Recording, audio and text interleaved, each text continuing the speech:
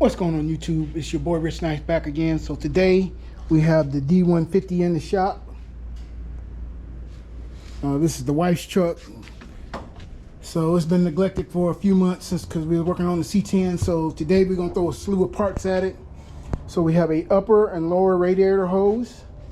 We have a thermostat with gasket. We have an ignition coil. We have a cap and rotor. We have inner and outer tie rod ends. We have valve cover gaskets, and then we have a set of plugs. So we're going to throw some stuff at this thing, see if we can make it run a little better. This is a I believe a 318 that's in here. It's not pretty, but she runs. So we'll go ahead and we'll start throwing some parts at this thing and see what we can see and see if we can make this thing run a whole lot better. So go ahead and watch this intro.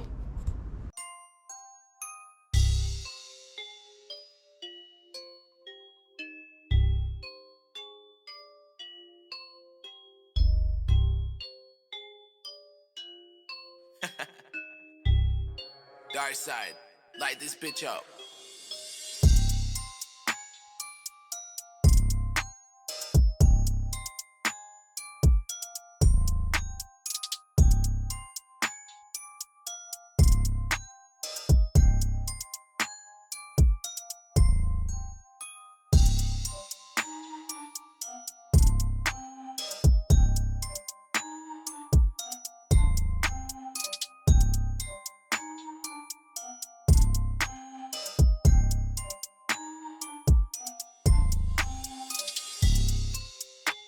Did was we disconnected our negative from our battery. We took our air cleaner off, and it was just a wing nut on the top, and then it was plugged into the breather right here. So we just pushed that out the way over to the side so we can have access to our carburetor, which is right back here in the very back, and then our coil, which is right there. So on your coil, it should have a oh, there we go. Your coil should have a positive and a negative. Here, that should have a positive, as you can see right there, and the negative on that side. So we'll just take that one off and we'll put this one in its place, and then we'll replace our one wire that goes right here from the top of the coil to the top of the cap, and we'll start putting our new one on. So let me go ahead and get this switched out, and then we'll be back.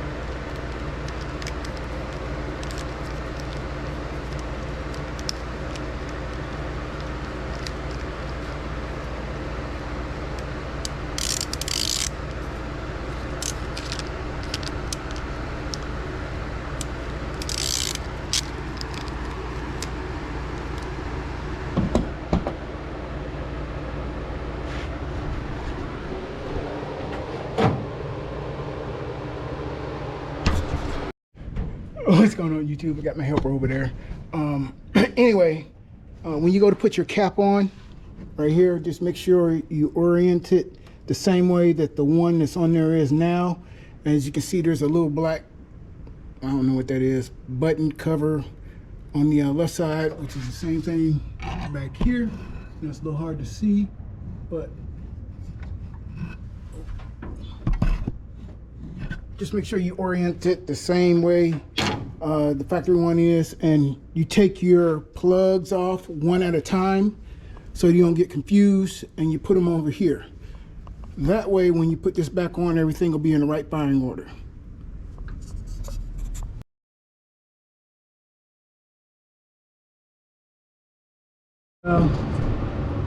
Got the cap off. So there is the rotor, the thing that spins around inside the cap. So just make sure you orient it the same way it is right now. That way you don't have any issues when it goes back in. So looks like the silver piece is on it. It's facing the back. So that's the exact way we're going to put it. And that's this piece right here. It's facing the back. So we're going to take that one out and put this one in the right exact same place. Now that we have our new button in that you can see right there, we're going to put our cap on, and then we're going to start taking these wires off the old cap and replacing them one by one and stick them exactly where they need to go. So while I do that, stay tuned and we'll be back.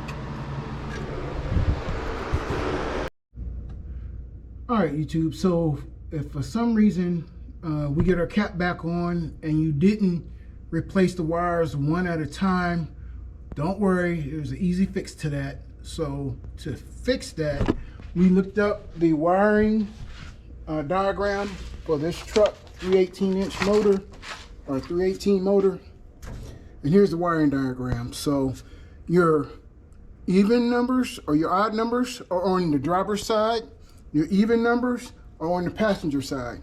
So with one being, should be that one right there, that very first one in the middle, we can start wiring this back up like it's supposed to be, and it should run no problem. So I'll go ahead and I'll get this rewired. Then we'll jump on the radiator hoses, and then last but not least, the valve cover gaskets.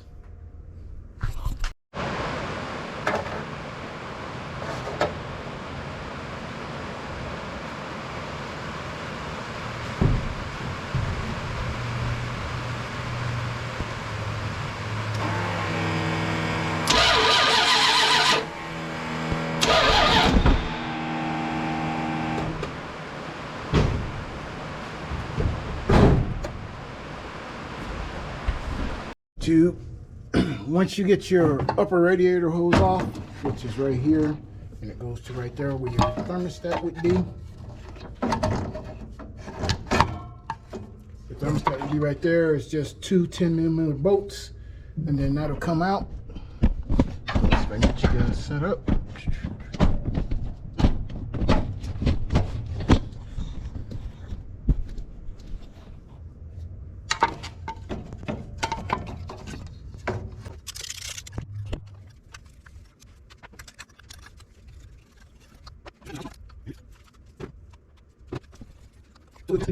As you can see right here, and we'll get this cleaned up because we actually have a gasket that will go on, so we don't have to use our TV. So I'll go ahead and get this cleaned up, and then we'll be back. Just make sure when you're cleaning this up, you stuff something down inside that hole right there, or that way you don't get any debris or anything inside of your coolant area.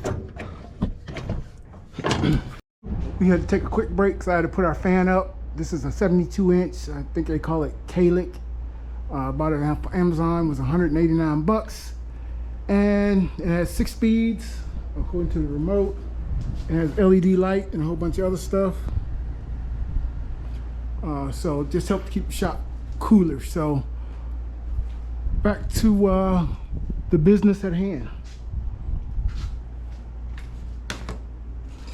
All right, so we had our old thermostat housing right here, and because it was so old and dilapidated, I decided to get a new one. This one came from O'Reilly's, and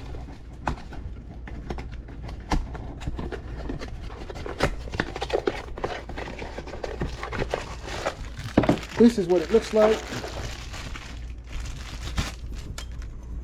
So this is what the new one looks like. For a thermostat itself, here's the part number. For our upper radiator hose, here is the part number.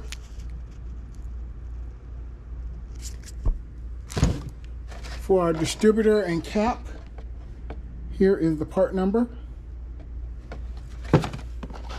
For our coil, here is the part number.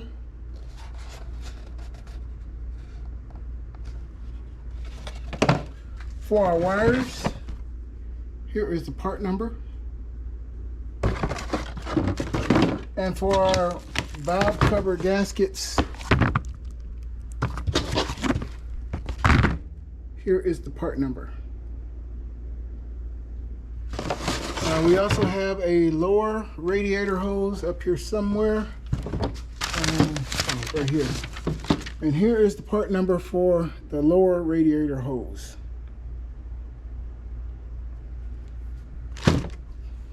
Now we did get inner and outer tie rods, so here are those part numbers. There's 1, 2, 3,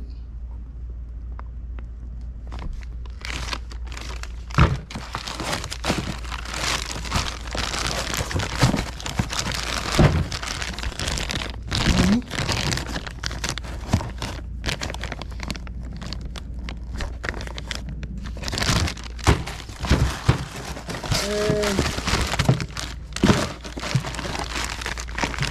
4.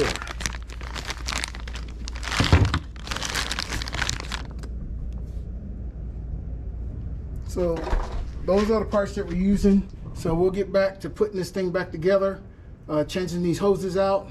I don't want to bore you with that type of stuff, but I'll go ahead and get it knocked out and then we'll be back. Put our water pump on, or our thermostat. We're using this water pump and thermostat housing gasket maker, along with the gasket that we got with the thermostat from before. So we just want to make sure it's sealed, because there are uneven surfaces on the engine block and on the thermostat housing itself. So put some of this on the bottom on your engine block, and then put some on the thermostat housing, and then put your gasket on the thermostat housing, and then put everything together. All right, this is what it looks like with the gasket maker on it. That's what the engine block looks with the gasket maker on it. So we'll just set our gasket on top of there. And then we'll go ahead and bolt this along with the thermostat in, and we'll be good to go. Point it towards me. Got my helper helping me.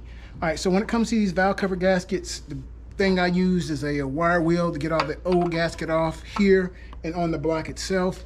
And then you get your gasket, it just goes right in and it fits right in here, just like that, pops in. And then you just put it back on. I've already done the other side, so we'll get this one done. And then we'll be back, and the last thing we'll have to do will be the tie rod ends.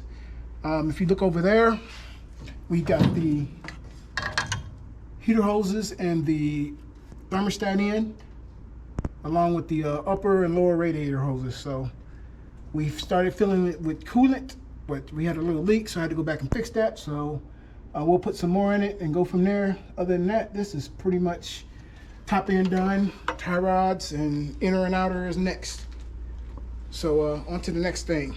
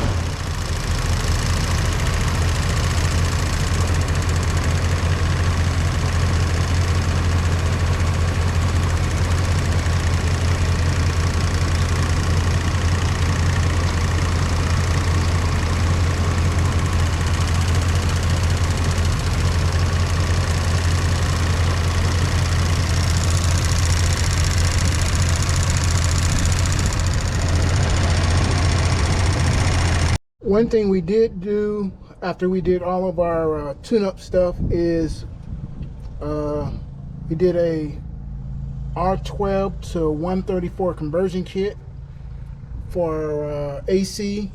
We also changed out this upper hose right here for the high side.